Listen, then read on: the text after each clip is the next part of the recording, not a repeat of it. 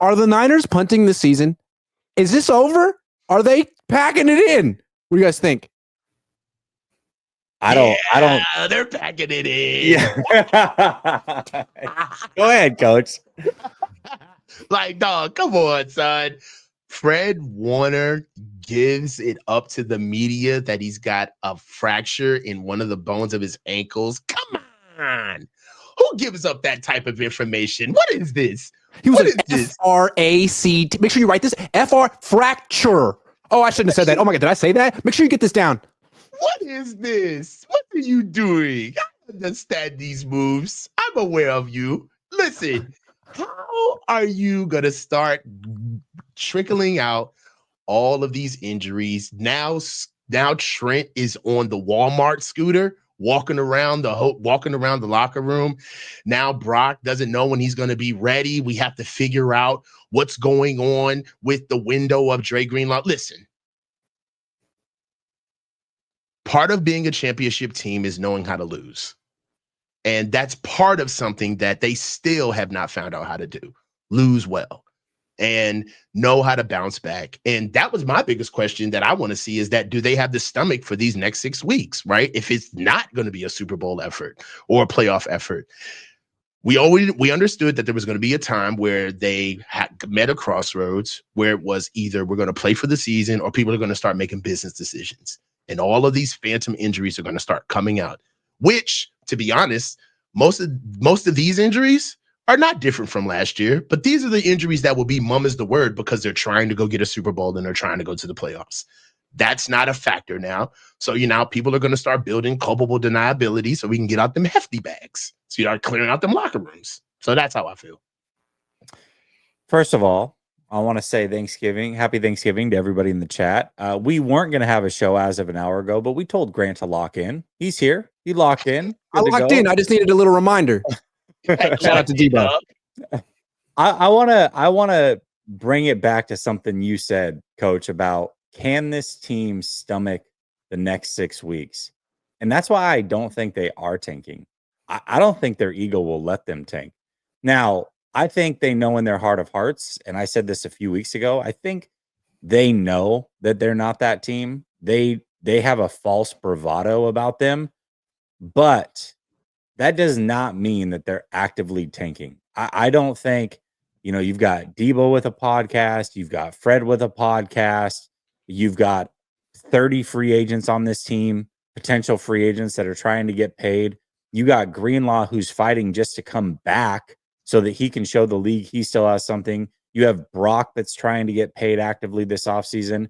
There is so much at stake for so many of these players. I don't think they're actively trying to tank, but they should be because they're not going to beat Buffalo. And as long as the Seahawks beat the Jets or somehow the Cardinals beat the Vikings, if the 49ers lose to the Buffalo Bills like we all think they will, they're now 2 games back with 5 to play.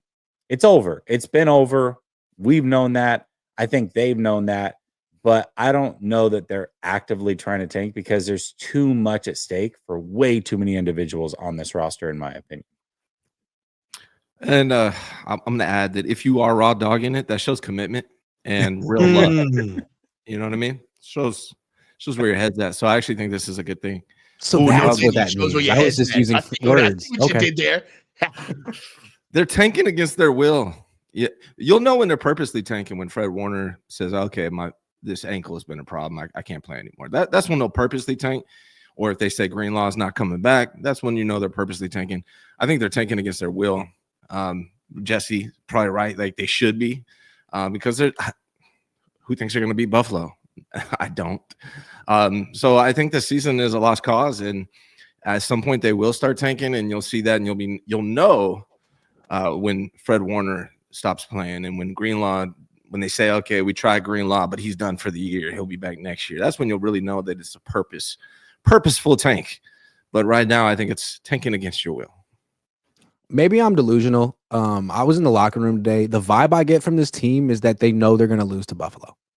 I mean, it's their second East Coast trip in a week, and Buffalo's coming off a bye, and they're at home. So, like, yeah, you're screwed. You're definitely screwed. But the week after that, they have the Bears. And then the week after that, they have the Rams. And then the week after that, they have Miami in Miami. I think this team thinks they can reel off 3 wins in a row. Not that they will. I think they can. And then it just comes down to, in their minds, do they beat Detroit? Or maybe they think they could possibly sneak into – they can't win this division with 9 wins, right? No. So, okay. So they lose, and then they'd have to win out. And I think they can win 4 of the next 5, and it just comes down to them against Detroit. And, maybe Jared Goff breaks his face between now and then, and something weird happens. Who knows? But I still think that, look at Debo. Did you see his? Yeah, we're better than our record is, and we're fine. Like, I think they can do it, which is amazing to me because they haven't locked in yet, but they're going to. They're going to. Look at their O-line. Look at their O-line. No Trent Williams. Is Banks playing? Is Pooney? Jalen Moore didn't do so bad, to be honest with you. Is Pooney playing? Keeping is it Banks tall. playing? But the question is, who's going to play against Chicago? They're going to lose. They're going to lose by a lot this weekend. But is Trent going to play against Chicago? Is Purdy going to play against Chicago? Is Greenlaw going to play against Chicago? Does their season start week 14? What? Debo said today that everything is in front of them. Or who said that? Someone said everything is still in front of us. You have like 6 games left. What are you talking about? Everything is still in front of you. Something is still in front of you. Everything's behind you. Literally. 2/3 of it is behind you. Yes, 2/3 of it. Talking about everything's in front of you. Stop. Will Sorensen be removed before season's end? No, you know what? Stop with the Nick Sorensen slander. All right. We knew what Nick Sorensen was when we got him. Let's not do this. Let's stop acting like we picked up Vic Fangio or we picked up some Mike Vrabel or some defensive mind that was going to come put the team on his ear. We're going to stay here if we don't learn how we got here. You see what I'm saying? And how we got here was by staying in the wide 9, letting the prisoners run the prison, by saying that we want a certain coach because we don't like being changed or adapted to. And that's why we're here right now. So I feel like it's disingenuous to say, well, what's going on with Nick Sorensen? It's like, dude, Nick Sorensen's not really the DC, bro. Like, what are we doing here? Like, it's not him. Sir Cash Money says, howdy crew. In case you didn't hear, lately Kendrick has been in the news. Apparently, it's because he's got some beef with Drake. I'll keep you all updated when I hear more. This may go viral. I love Sir Cash Money's super chats, man. They're hilarious. He's hilarious. My question for the group real quick is, who's having a worse 2024, Drake or Kyle Shanahan? Drake. Definitely Drake. Come on, man. Litigation is now involved. It's Drake. Yeah. I would have to agree. Drake's having the worst year I think I've ever seen. Wow. So bad. It keeps getting worse.